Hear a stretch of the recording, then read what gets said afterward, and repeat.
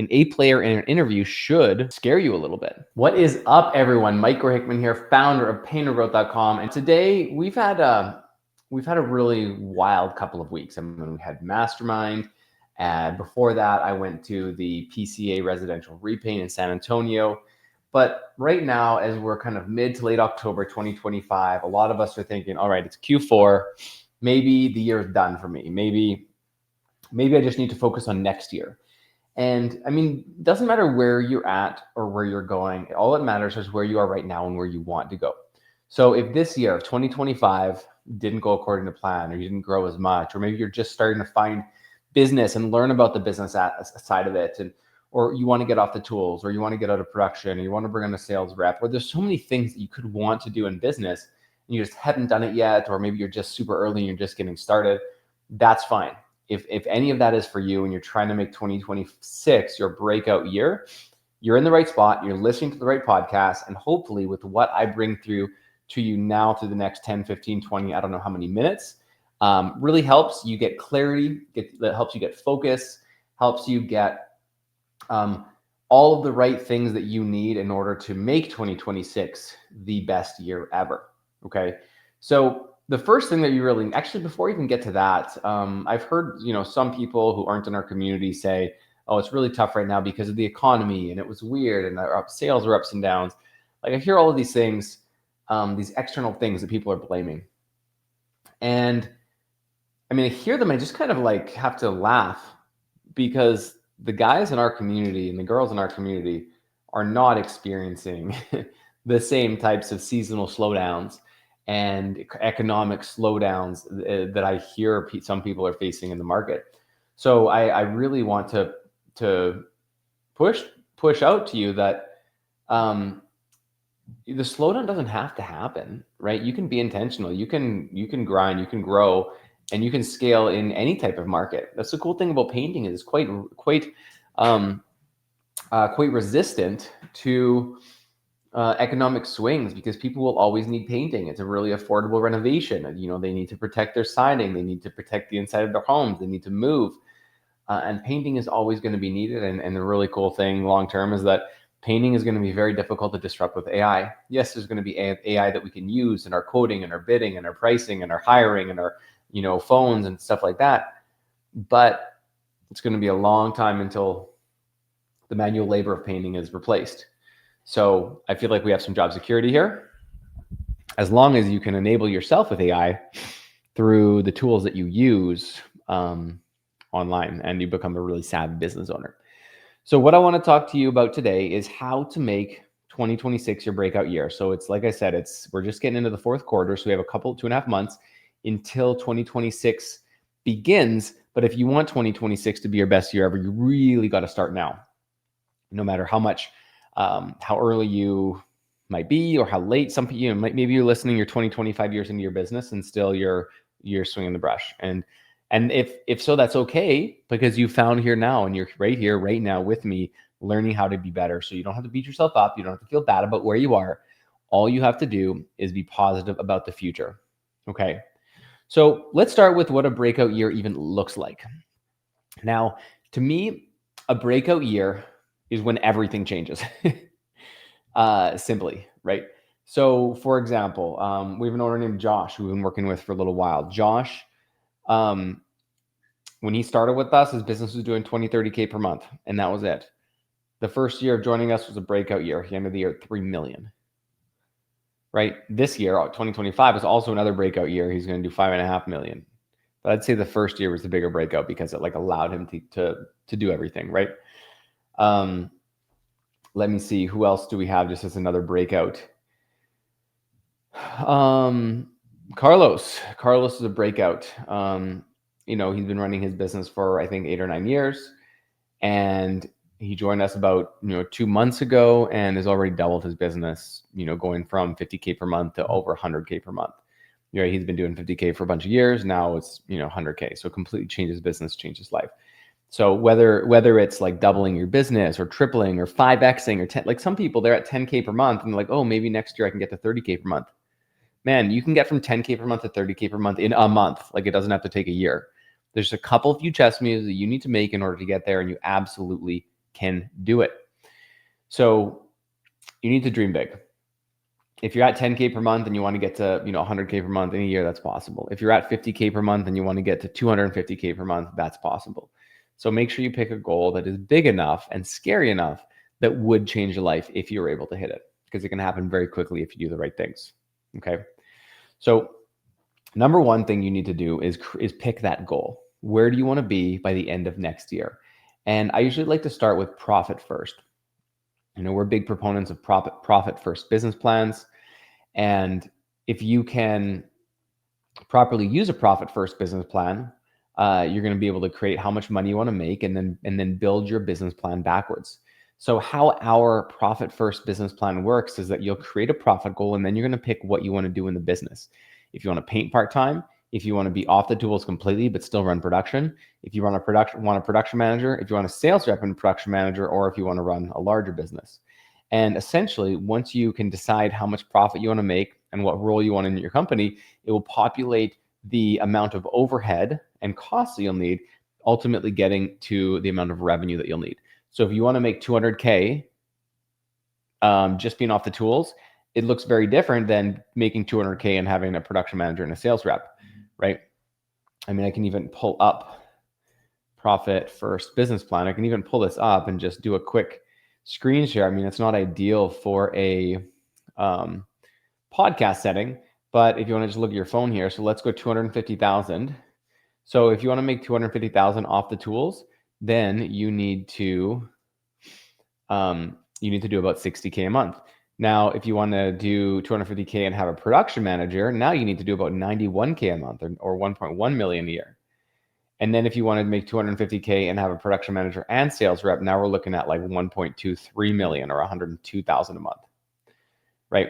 And so then you fill in your average job size, your close rate, and your lead slippage. So if you have a $5,000 average job size, a 40% close rate, and a 70% lead slippage, for this one example with a production manager, you need 18 jobs a month, 40% close rate. That's 45 estimates.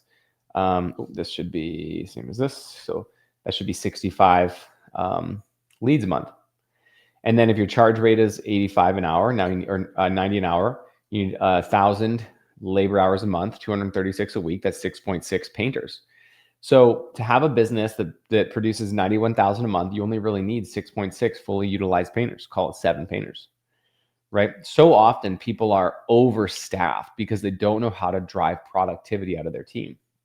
So now that you get this and you figure out what your business needs to look like from the production, sales, and marketing standpoint, now what we can do is create the week by week goal. And how we do this is in our business plan.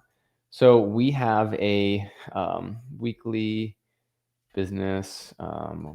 I'm gonna find it here. So we have a week over week business plan where you're gonna essentially track your sales, your leads, your estimates, your booked jobs, your dollars booked, your produced, and basically week over week, it'll map to your goal. So if your goal is 1.2 million, 35% slippage, 42% close rate, every week it's going to tell you how many jobs you need to book. And the really cool thing, and then you got your cumulative there. So if you ever fall behind, the really cool thing as you do this is that you now have accountability. If you want to hit 1.2 million, you know exactly how many leads, estimates, sales, and production you need to do every single week in order to hit that goal. So now instead of, hey, I'm going to work as hard as I can to try to make the most money that I can, now we have a very specific step-by-step plan that we need to follow in order to hit our goal. All of a sudden, it's a lot easier and a lot more achievable to actually hit our goals. Okay. Now, obviously, there comes a lot of questions on like, what do you do and how do you market and where do you get your leads and how do you book your sales and how do you close and all of this stuff like that. Yes. If you've listened to this podcast for any length of time, you should know all of that by now. If you don't, come join our program, join our coaching, get that support. Easy peasy. It depends how serious you are. Okay. So pick your revenue goal and profit goal, translate that to your monthly and weekly targets. Next, define your gap from 2025. So if I did 300K in 2025 and I want to do 1 million in 2026, that's a $700,000 gap. So write down on a whiteboard or piece of paper what needs to change. Can it be price, volume, efficiency, right? And then and then map out how you're going to affect those numbers. So let's say sales was really slow. So we need more sales. So how many estimates do we? Okay, we need to triple the number of estimates. Realistically, if we're looking at our calendar, we want to triple the amount of estimates. How are we going to do that? If we're painting 30 hours a week, we don't have time, literally not enough time in the day to triple the estimates. Okay, well, we need a painter. Well, do I need a helper? Do I need a lead? Okay, well, if you want to cut the cord and not have to be on site, then you need a lead, because if you hire a helper, you're going to be stuck on site all the time. Okay, I've heard time and time again, I can't find good painters. I can't find good people. No one wants to work with me. Okay, well, if that's the case, ask yourself, are you creating a job for someone where they're going to come work for 25 bucks an hour and leave? Or are you creating a career, an opportunity for them where you're giving them a future, you're giving them upward mobility, you're giving them the ability to make the amount of money that they want to make? Are you creating opportunities for people to work for you, or are you just creating a job? Because if you create a job, then someone's going to come in, undercut you by pay $2 an hour more per hour and steal your best painter, because you haven't created the opportunity. You haven't cared enough. You haven't shown your painters their path to success.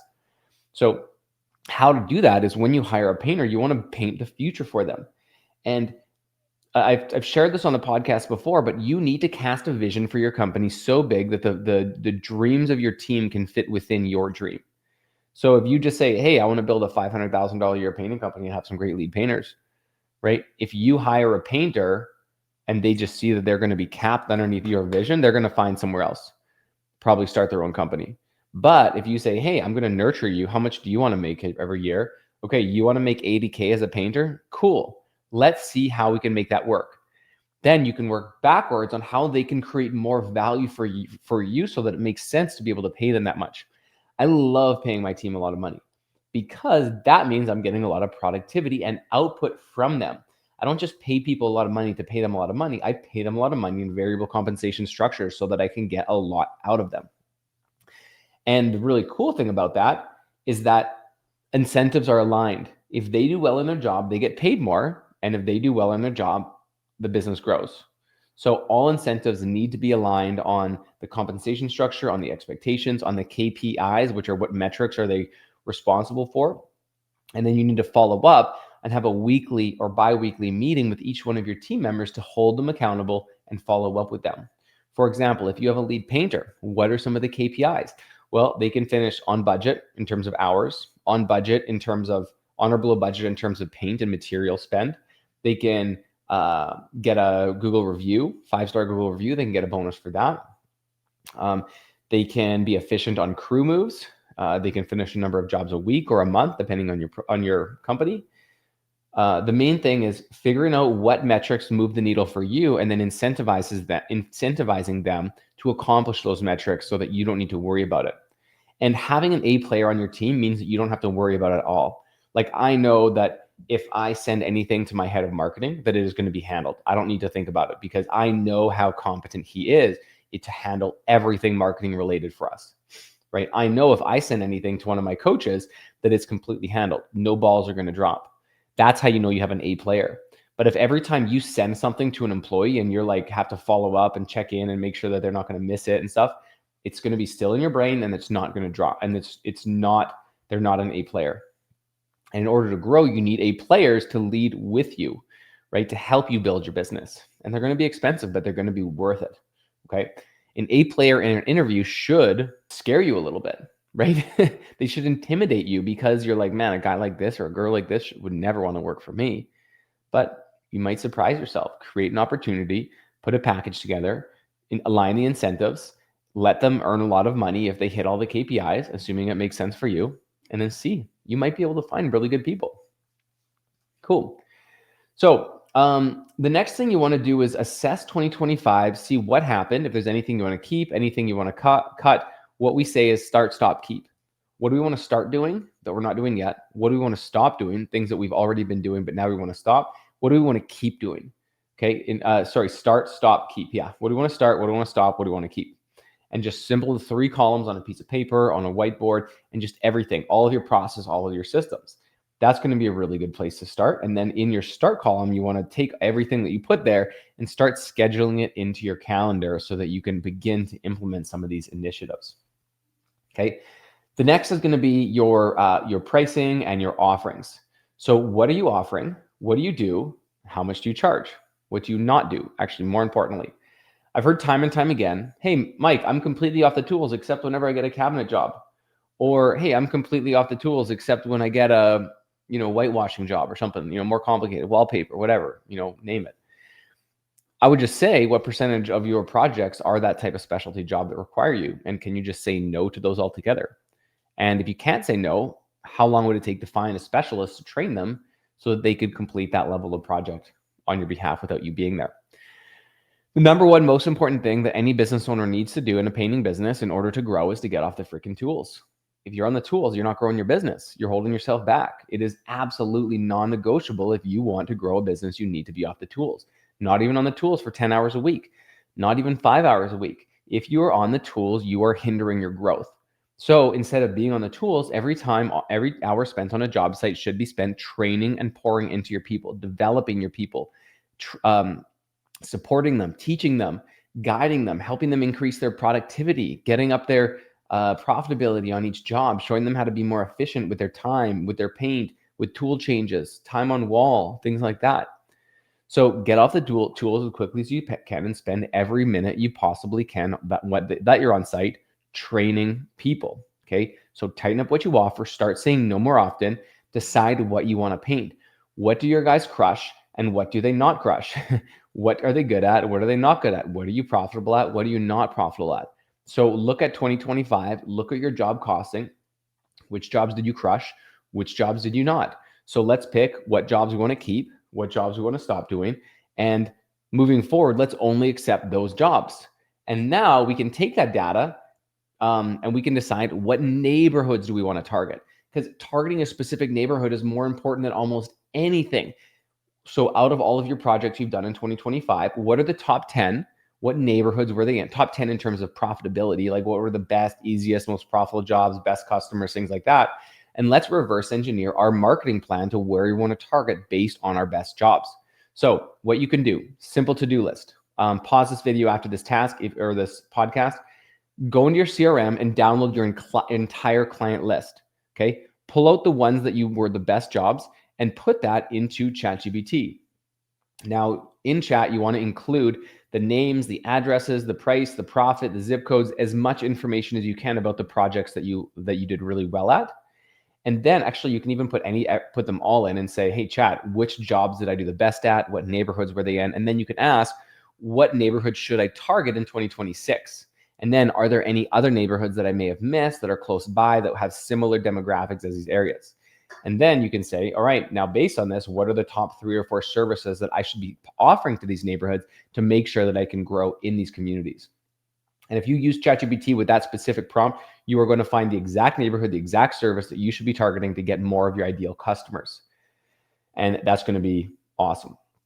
Now, the next is your pricing. So in order to grow, you need healthy gross profit. And a lot of people get this wrong is they don't include their own labor for gross profit. Maybe you are, maybe you're not. So if you're working on the tools, you need to count yourself at fair market wage in your job costing so that you can see what gross profit is left after paying all the labor inputs. So if you have a $10,000 job and you pay for 100 hours at $25 an hour, that's $25,000. Sorry, 100 hours, 25 hours is $2,500. So that means you have a 25% cost of labor. And if paint was also $2,500, that's 50%. So you want at least a 50% gross profit. You might need to raise your prices by increasing your sales ability. So your sales system, doing your setup calls, doing a great perfect estimate. We have all the training on that, and closing at higher rates for more money, right? We need to raise our prices. We need to be premium and try to close on the spot. Okay. As you increase your prices, you're going to have more profit, and that profit you're going to be able to reinvest in more growth, more people, more team, more tools, things like that. Okay. And then the final thing that I think that I'm going to recommend, I just realized this is really, really dense episode. It's a lot to do. I could probably spend a whole episode on like one of these things, but the last thing that you're going to do is start time blocking using a Google Calendar and being ruthless with your time. Okay. Time management is a number one skill that entrepreneurs need to learn if they want to grow their business. And so if you're being willy-nilly with your time, your business is only going to grow as big as your ability to manage your time. So if you're willy-nilly with your time, you're not going to grow your business. If you're really strict with your time, you're going to grow very quickly. So how can you be strict? Use Google Calendar, use time blocking, and make sure that everything that you're working on is the highest leverage activity that you could possibly doing. If you're painting, that's low leverage. If you're moving tools, that's low leverage. If you're driving around staring at your windshield, that's low leverage. So make sure that you are increasing the leverage and ability to increase the value that you're providing to your business. You should be spending the time doing estimates, doing sales, doing recruiting, doing training, working on your finances, figuring profit gaps, being a CEO. Because if you want to become a CEO, you need to start acting like a CEO. And if you want to convert your business from something doing 200,000 to 500,000 a year, or even 700,000 a year, and you want to become $1 million business owner or $5 million business owner, then what I'm going to do is I'm going to put a link in the description of this podcast for you to check out. Okay. The link is going to be called Your $1 Million Path. And I want you to click on that and follow the prompts from there. Okay. So if you're trying to become $1 million business owner or multi-million-dollar business owner in 2026, click on that link before October 31st and follow the instructions on that. I promise you, if you do one thing this year, schedule or just follow that link and just do what it says, and it's going to take you only 5 minutes, and that is going to be your best bet to take everything that you learned from this podcast and become $1 million plus or multi-million-dollar business. So I could keep going on and on and on for days, but this was super dense. Maybe listen to this again, slow it down a little bit. I was going pretty fast. I was on super mode there. So if you have any questions, reach out. You know where to get a hold of me. And then if you got value from this, please thumbs up, like, subscribe, whatever it is. Would love if you could do that. Really helps out the podcast. Anyway, guys, appreciate you all. Have an awesome rest of your day, and God bless.